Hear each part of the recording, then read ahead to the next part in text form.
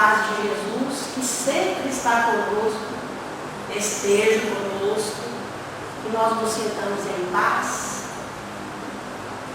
e que os espíritos bondosos que coordenam os trabalhos dessa casa estejam conosco aqui, nos auxiliando na compreensão daquilo que nós nos propusemos a comentar com os nossos irmãos. Nós vamos hoje comentar uma das parábolas de Jesus, porque nada melhor do que os ensinos do Mestre Jesus para fundamentar as nossas reflexões. Então nós vamos falar sobre a parábola das 10 virgens, que é do conhecimento de todos nós. E essa parábola, ela vem reforçar o convite à nossa vigilância e à nossa obediência. Vejam bem, são duas coisas que nós precisamos muito para nos dar bem, para caminhar com segurança nessa caminhada evolutiva. Vigilância e obediência. Vigiar-nos em todos os sentidos, mentalmente. Vigiar as nossas atitudes, que na maioria das vezes são externadas pelo impulso, pelo nosso instinto, e aquilo que vem do nosso instinto nem sempre está tão evangelizado e cristianizado assim. E obediência. Por falta de obediência, muito temos penado, porque nós nos desviamos daquilo que é certo, que é corretamente, de acordo com o que Deus quer de nós, porque Deus, nosso Pai, tem uma proposta para nós. Estabeleceu leis para todos nós, para que nós caminhássemos em segurança, enquanto estivermos neste labor de construir em nós as habilidades do pensamento, do sentimento.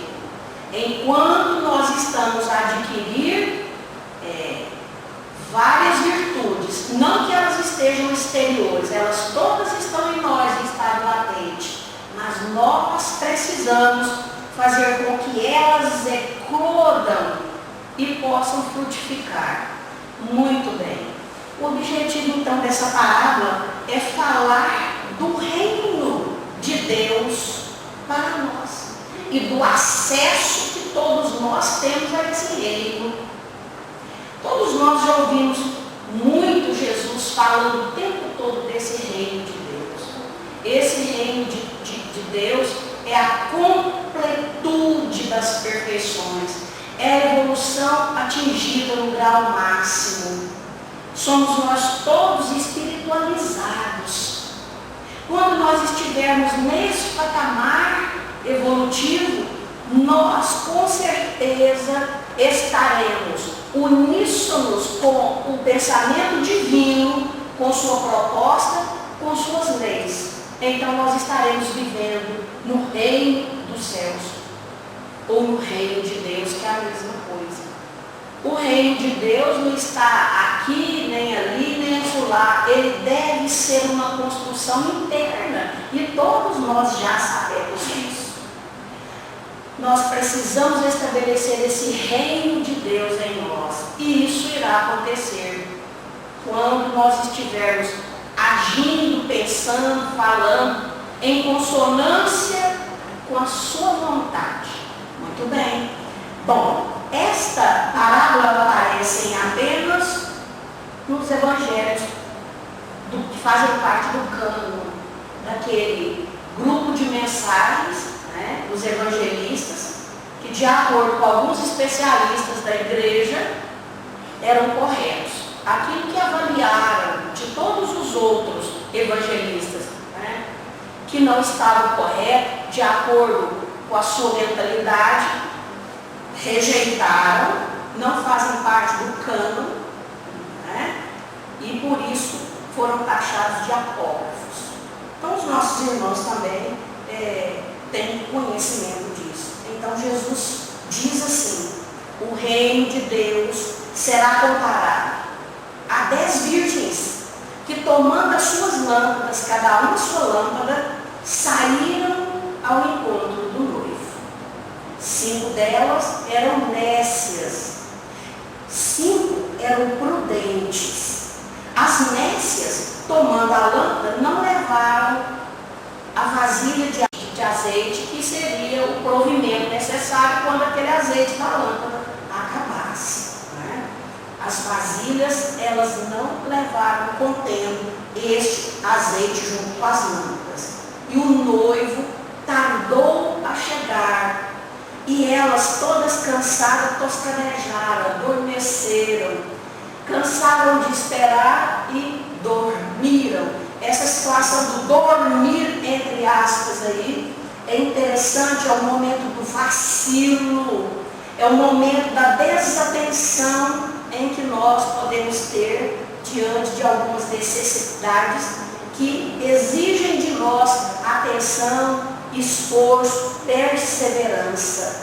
Então, elas adormeceram. Certa hora da noite, mais tarde, ouve-se um grito. Alguém vem alertá-las. Eis o noivo.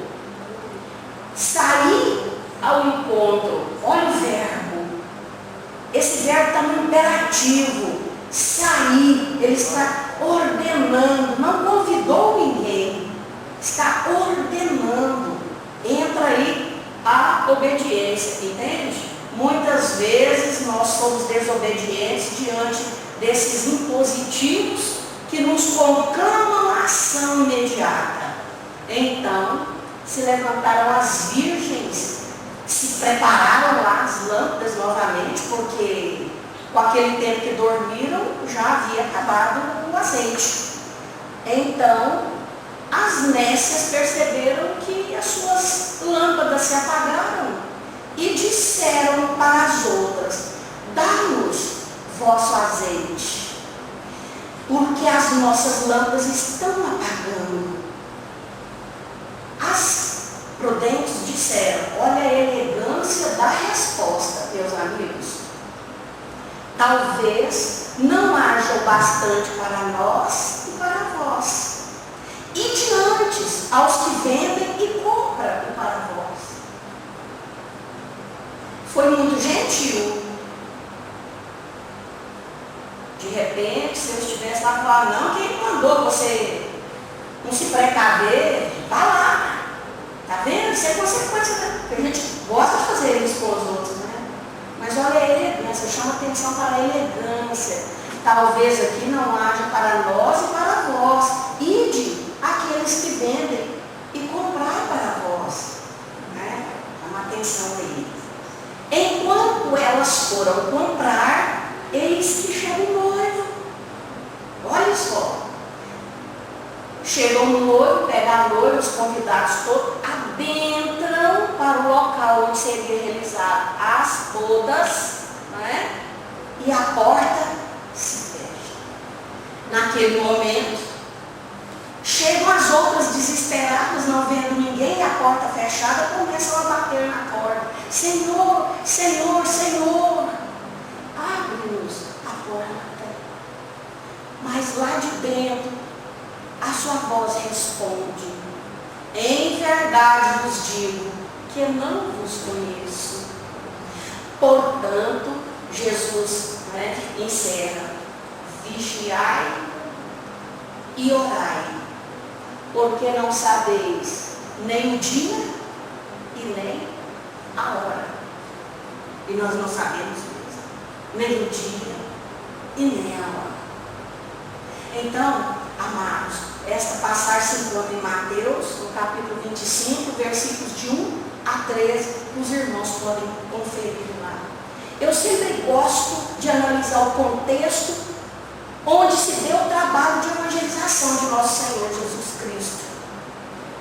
Porque ele falava dentro de uma cultura que era a sua cultura, que ele conhecia tão bem.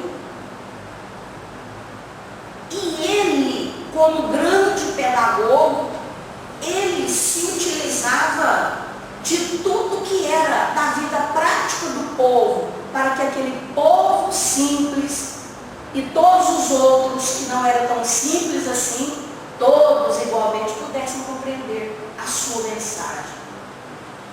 Nós vemos aí a humildade do mestre, que respeitou o patamar evolutivo sempre de todos os irmãos que caminhavam com ele.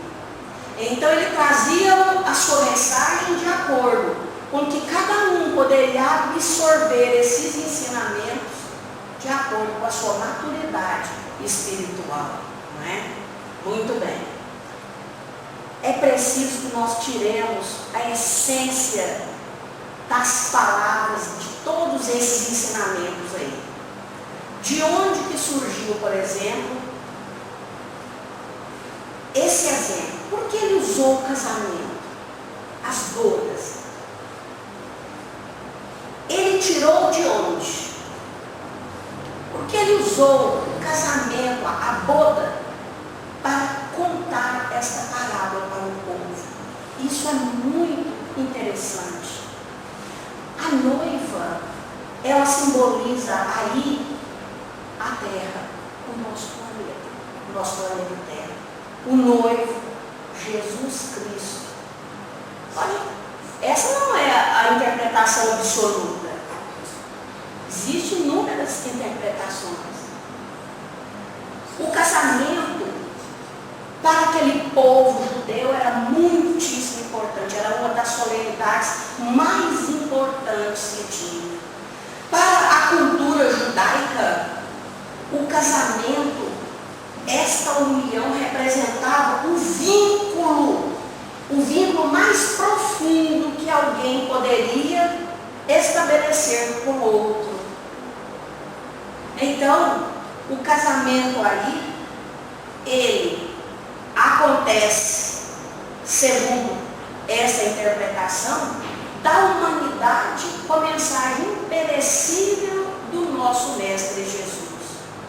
Deus, entre tantos espíritos da ordem crística, elegeu Jesus, que reuniu todo o potencial, todas as condições e afinidades de pensamento e sentimento para que construísse o orbe, recebesse aqui os espíritos que Deus colocaria sob a sua responsabilidade, cuidaria da evangelização desses espíritos até a sua perfeição. Então, Jesus, o missionário, o mensageiro da mensagem divina de Deus para conosco aqui na terra. Por isso que nós precisamos, estabelecer este vínculo com esta mensagem e procurar ter na mensagem de Jesus a referência para qualquer trabalho, para qualquer atitude, porque ela nos corrigirá, ela nos mostrará o caminho, ela nos conduzirá seguramente às ações. Então, meus irmãos, Jesus fala ao povo sempre de coisas simples e concretas. E a relação mais próxima que o povo da época tinha, esse vínculo forte, era o casamento, a relação de maior intimidade que os nossos irmãos tinham. Neste caso, o casamento é a união do homem com Deus, com sua proposta divina. Kardec, no livro dos Espíritos, pergunta onde está escrita a lei de Deus, questão 621, e os Espíritos respondem: na consciência. Nenhum de nós pode alegar ignorância, porque nós temos em nós esta grande lei. Basta não sermos rebeldes e desobedientes, sermos obedientes a essas leis, para que nós não percamos tempo e aceleremos seguramente a nossa passada na nossa transformação espiritual. Muito bem. Uma união plena do homem com o Criador é o casamento. E é um casamento que deve ser eterno, perdurar. Não é um casamento de pouco tempo, quando a gente enjoar ou não concordar muito com aquelas ideias, parêntese, isola, não. Então, se nós amamos a Deus acima de todas as coisas, na profundidade, na maior pureza, nós seremos virgens.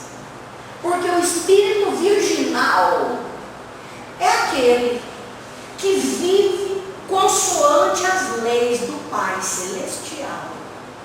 Aquele que já entendeu, aquele que já assimilou, aquele que vive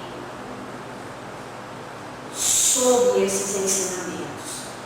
Se nós não amamos a Deus acima de tudo, se nós amamos as coisas materiais, o nosso posto, a nossa posição social, todas as outras condições de que nós todos somos servidos mais do que Deus, ou se nós amamos o outro com qualquer sentimento de esperança em algo em troca, nós não estaremos amando a Deus acima de todas as coisas. Nós achamos que estamos. Nós já estamos cansados, meus irmãos, dos tantos deuses que nós já adoramos. Nós estamos sedentos do amor de Deus, que nunca nos faltou, que sempre está nos envolvendo, mas que por invigilância, por descuido, por falta de atenção, por estarmos com a atenção voltada às coisas que mexem com os nossos interesses imediatos, muitas vezes nós buscamos dores, sofrimentos para o nosso caminho. Então, é preciso, meus irmãos, passarmos a acumular o verdadeiro tesouro que nós tanto estamos almejando. Jesus diz que onde está o teu tesouro, aí estará o teu coração. E onde está o nosso coração? Onde? Se eu amo o outro, os erros, os pontos de vista do outro, a forma de encarar do outro, o ponto de vista do outro, não significa muito para mim, mas o irmão significa para nós. Ele é nosso irmão, ele é filho de Deus. Então, quem ama a violência, quem ama a intolerância, quem ama a separatividade, está casado com o crime. Aquilo que nós mais amarmos, meus caros irmãos, é aquilo que nós estaremos atraindo para o nosso destino. Isso é da lei de causa e efeito. Aquilo que eu amo, aquilo que eu desejo, eu atraio para o meu caminho. Porque eu penso, eu sonho, eu desejo, eu projeto e vou investir todas as forças para essa conquista. E ai de nós, se nós não estivermos agindo de acordo com o padrão que Deus espera que nós estejamos agindo. Então, tem gente que ama destruir, né? O destino dele é repleto também de destruição. Se não nessa vida, encontrar-se-á com destruição, com certeza. Tem gente que ama a paz, a alegria, a gentileza, ser gentil, dócil. A vida dele é repleta de paz. Porque outro sentimento não virá até ele, porque ele não estará atraindo outro sentimento que não o da paz. Então, preciso é que nós saibamos que não existe cumplicidade parcial. Ou nós somos cúmplices, ou não. Ou a postura de filhos de Deus, de cristãos de verdade, nós não podemos ficar em cima do muro. Então é preciso que nós saibamos disso. Não há cumplicidade parcial. Ou nos tornamos escravos das coisas, ou nos libertamos das coisas e usamos, segundo Emmanuel, as coisas conscientemente enquanto estamos aqui, porque iremos prestar conta de tudo aquilo que Deus está a nos emprestar. Tudo é empréstimo, nada é nosso, segundo Emmanuel. Nosso verdadeiramente é as virtudes, as boas atitudes, o bem que se faz, o progresso que ocasiona em si, no seu redor, no planeta que está encarnado e para as pessoas que estão ao nosso lado. Então, nós precisamos ser os doadores de ação. Doação significa doar ação. Nós precisamos estarmos prontos, porque nós não sabemos nem o dia e nem a hora, de poder ser prestativo, de poder ajudar, de fazer a caridade, de instruir, de evangelizar, de estender a mão, de dar um conselho, de ajudar o outro a mudar a sua vida, de nós mudarmos a nossa vida de tristezas, de dores, de revoltas, de rebeldias, de depressão. É preciso que nós reunamos em nós essa força com que Deus nos deu, porque todos nós as temos. E nós estamos todos, caríssimos irmãos, em busca dessa virgindade espiritual, da pureza de espírito que Jesus dizia: aquele que for puro como esta criança. Lembram-se disso? Nós precisamos voltar os nossos espíritos para a pureza, a legítima e verdadeira. Quando nós vivermos verdadeiramente o Evangelho, e não somente sabermos o Evangelho, porque é fácil estudarmos e até falarmos, mas quando nós estudamos, aprendemos e a gente passa a viver, fazendo um esforço, o máximo que nós podemos, é tudo dentro da condição de cada um, porque Deus não exige nada mais daquilo que cada um de nós possa oferecer. Nós estaremos mudando o planeta Terra. Ele subirá na escala dos mundos, com certeza. Não existirá mais nenhuma crosta alimentada por pensamentos negativos. De forma alguma, o planeta brilhará. O planeta se transformará, porque os homens que aqui habitam estão vivendo sob e de acordo com as leis do mais alto, meus caríssimos irmãos. Então, o reino dos céus, o reino de Deus, ele foi a preocupação central nas pregações de nosso Senhor Jesus Cristo. Mateus dizia reino dos céus, Marcos e Lucas reino de Deus. Tudo tem o mesmo sentido, não se preocupa não.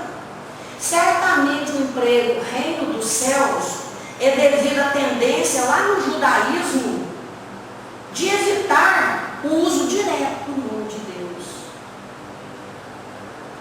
Todo respeito à religião. Então não basta conhecer, é também preciso praticar. Não basta termos, é preciso sermos.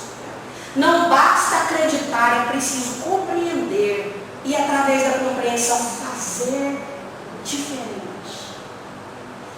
Novamente e diferentemente dos formatos anteriores das nossas ações.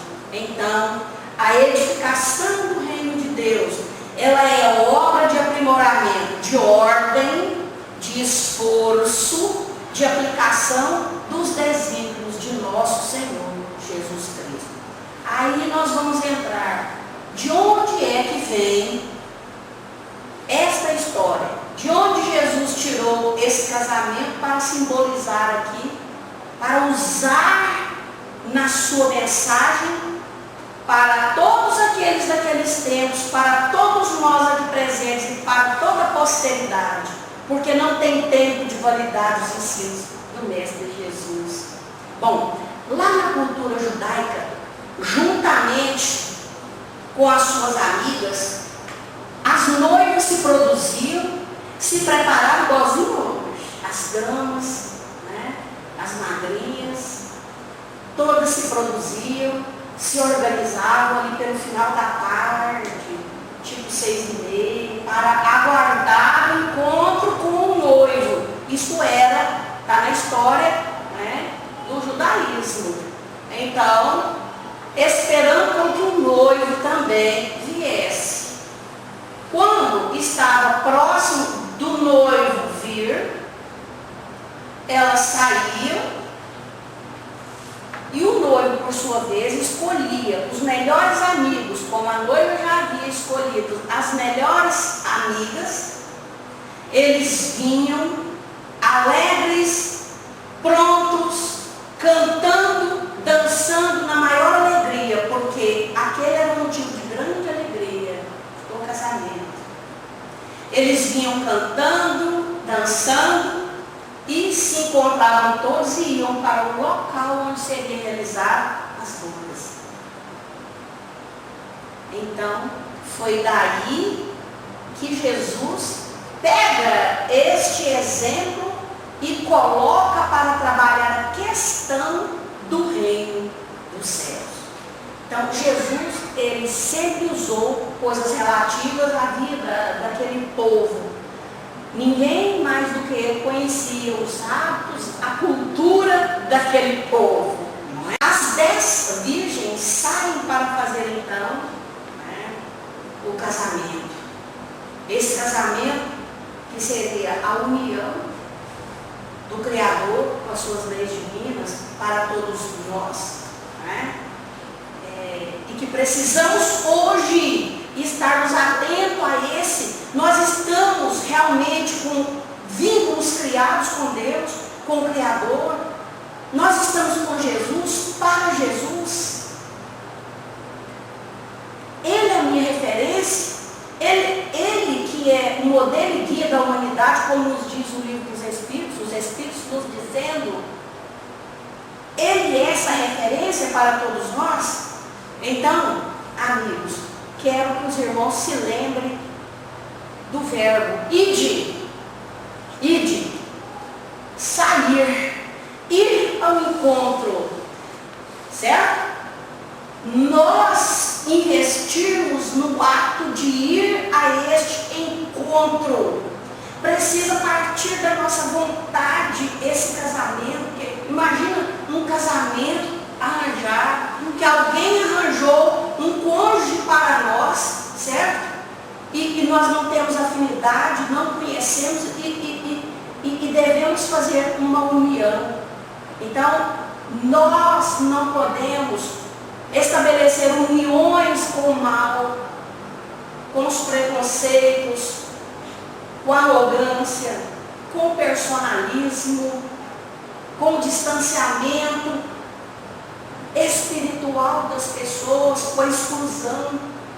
Nós precisamos nos vincular aos outros, estabelecer esse vínculo com os outros de simpatia, de gentileza, de cortesia. A gentileza também é uma caridade, de alegria, de gratidão, porque nós aprendemos com o outro o tempo todo. Mesmo com o erro dos nossos irmãos, nós vamos aprender que não podemos agir daquela forma, que muitas vezes é equivocada, mas que eu também preciso fazer algo, nem que seja orar e interceder para que Deus o desperte para as coisas boas desta vida.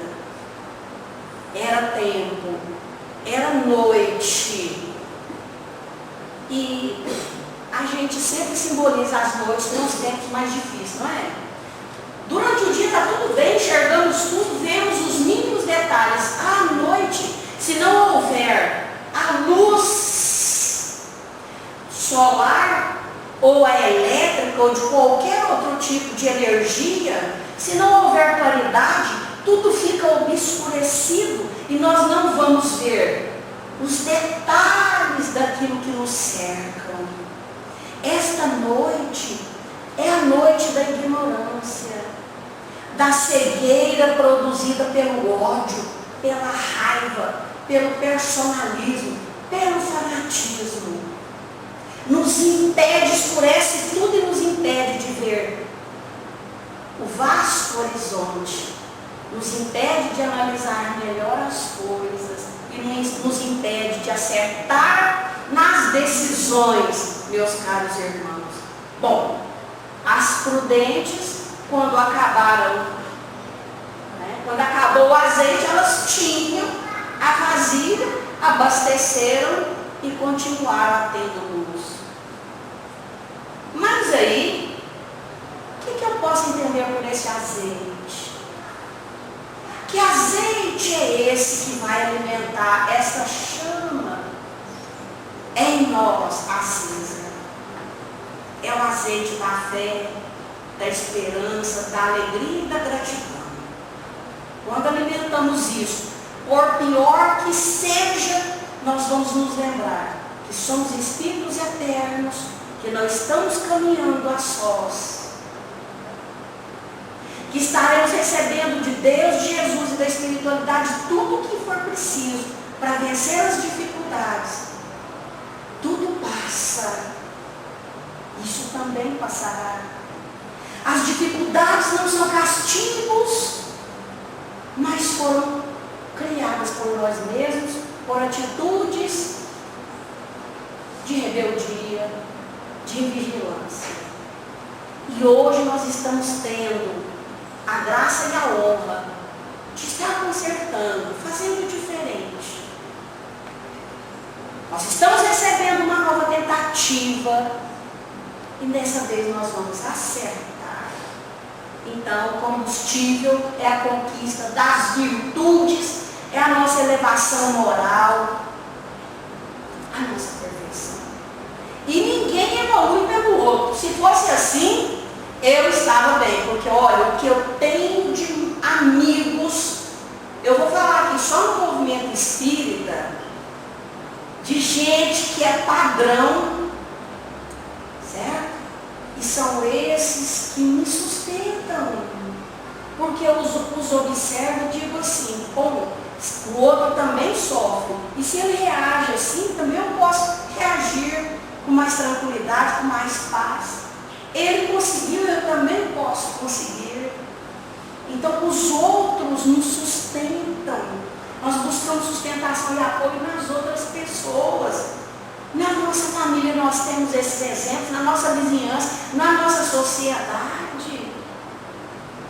As pessoas são muito boas, são boníssimas, têm defeitos, mas são boas, nós também temos. Passei ali agora mesmo, um acidente, uma jovem tiraram no asfalto quente, veio alguém, trouxe uma coisa de compensado, colocou assim para que o sol não bata nela. Falei, Joaquim, olha o tanto que as pessoas são boas, várias pessoas lá do lado rezando, e a gente começou dentro do carro também, e é assim. Nós temos o bem em nós só precisamos deixar esse bem extravasar, porque esse bem vai sair de nós. E ele vai chegar até as pessoas e vai mobilizar o bem que há nas outras pessoas também. Então, meus amigos, lá em Mateus, no capítulo 20, versículos de 20 a 28, está escrito: declara que no teu reino estes meus 2 filhos se assentem, um à tua direita e outro à tua esquerda. Os irmãos lembram dessa passagem? Hein? Da mulher de Zebedeu, a mãe de Tiago, maior de João, que chega perto do Cristo, Cristo ela reverenciou Jesus, ele, diga, mulher, Senhor, quando entrares no reino de Deus, permita que os meus 2 filhos, um se sente à sua direita e outro se sente à sua esquerda. Jesus de forma alguma escarneceu aquela mãe, porque conhece o sentimento da mãe. Ela fará de tudo para que os seus filhos estejam bem. Então Jesus se aproveitou daquele momento, chamou os companheiros para perto de si e deu ali o exemplo desse Tiago. Se aproxima do Tiago maior e do João e diz: estáis preparados para beber o cálice que eu vou beber? Vocês não há de ver que eles responderam que sim, que eles estavam preparados. Olha a humildade do Cristo quando disse para eles, né? Sim, eu sei que vocês beberão o cálice que eu irei beber, mas quanto a escolher quem se senta à minha direita e à minha esquerda, não cabe a mim, mas o meu Pai que está no céu. Olha, meus amigos, que resposta! Olha a humildade de Jesus. Ele mostrou para todos que nosso Pai Celestial é o que está acima de todos. E cabe a Ele todas as decisões, aquelas que nós não podemos resolver. Se nem Jesus resolveu tudo, estava sob a submissão de Deus, não é? E Jesus também diz para ele: eu sei que todos beberão o cálice que eu estou bebendo. Sabe por quê? Porque dia chegaria que eles estariam lá no patamar máximo da evolução. E até chegar lá, eles iriam ter que enfrentar grandes provas, principalmente para defender os postulados que Jesus trouxe a pedido de Deus. Todos nós. Ontem, há 2000 anos e pouco atrás, nós estávamos lá na torcida, né, para a crucificação do Mestre. Hoje nós estamos divulgando o seu Evangelho. Eu não digo isso por vocês, eu digo por mim mesmo. Então, caros amigos, é preciso que nós compreendamos o valor desse combustível, desse azeite. Lá na comunidade, na cultura judaica, o azeite indicava sentimento de alegria. Sabe por quê? Porque lá até mesmo o padrão social era estabelecido por aqueles que tinham condições de ter o azeite, a qualidade, e aqueles que não tinham. A casa que não tinha condição de ter luz vivia em plena treva durante a noite, não tinha alegria. E quem tinha luz tinha alegria. Trazendo para o nosso lado espiritual, quando nós deixamos o amor crescer dentro de nós, quando nós estamos para falar ou fazer alguma coisa, nós já lembramos dos exemplos de Jesus, de tantos amigos, de tantos missionários, dos exemplos do Mestre Jesus, a gente fala: deixa isso para lá, não vou responder não, eu não concordo com isso, não vou curtir, mas não vou falar desaforo, porque o meu colega pensa diferente de mim. Então é assim que a gente faz, a gente passa a viver mais tranquilo, mais feliz, tendo mais luz dentro de todos nós. Então, meus amigos, a falta desse combustível simboliza tristeza e humilhação, simbolizava naqueles tempos que não tinha. E para aquele que caminha na escuridão espiritual, né, ele não tem prudência, ele não tem preparo, ele não alcançou a pureza, ele não tem fé, ele está doente, necessitado do carinho, do amparo, da oração, da vibração, do exemplo. Mas quando nós investimos nesse combustível, nós estamos tendo a prudência, o preparo, a fé, a dedicação, trabalhando nas purezas que devemos conquistar, estaremos imbuídos de boas obras, estaremos vigilantes, certo? Obedientes e com certeza cumpriremos bem os nossos deveres. Qual que é a comparação das virgens conosco? Somos nós mesmos, né? Eu, todos vocês, todos nós, todos os humanos na sociedade, previdentes ou não, no embate, na luta, na oportunidade. E nós que temos um pouquinho de consciência a mais, precisamos de investir no tempo, nas oportunidades e trabalhar, caros irmãos. Amar pura e simplesmente. Não dependermos da luz dos outros. Tomar cuidado para não dependermos da luz dos outros. Se nós pudéssemos adquirir as virtudes por osmose, sair dando esfregadinha em todo mundo, se abraçando, né? E nós pegaríamos, mas não é assim. Nós somos colaboradores uns com os outros para que nós todos venhamos a desenvolvê-las. Mas nós não podemos depender da luz do outro. Nós não podemos depender só da oração do outro. Vocês conhecem o espírito das 6 horas? Nós somos espíritas 6 horas. Gente, 6 horas é para mim, viu? 6 horas para mim. Queremos ser que os outros orem por nós. Nós precisamos orar. Não precisamos nem de dizer o Pai Nosso. Basta nós chegarmos mentalmente diante do Pai e pensar: Pai, me ajuda. Não estou em condições neste momento. A espiritualidade se desdobrará para nos ajudar, meus caríssimos irmãos. Então, nós precisamos adquirir a luz própria.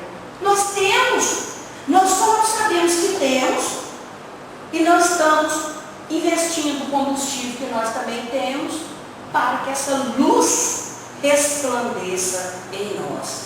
A evolução, ela é individual, mas nós todos temos responsabilidade uns pelos outros, meus caríssimos irmãos. Então, muito bem, chegada aqui, as virgens prudentes, ou seja, se nós formos prudentes, nós estaremos agarrados no trabalho. Agarradinhos no trabalho. O trabalho irá nos sustentar, porque onde tiver um trabalhador no bem, não faltará apoio, concurso espiritual para ele. A gente adquire os méritos, porque demérito nós já temos muito, precisamos de correr atrás dos méritos, não é? E segundo os Espíritos, quando Deus manda que a sua justiça nos procure e ela nos encontra no trabalho, manda a misericórdia que as nossas provas sejam suspensas por tempo indeterminado, para que elas voltem quando nós tivermos condições de encará-las e de acertar nas decisões perante elas. Então, caríssimos irmãos, investamos substancialmente neste combustível.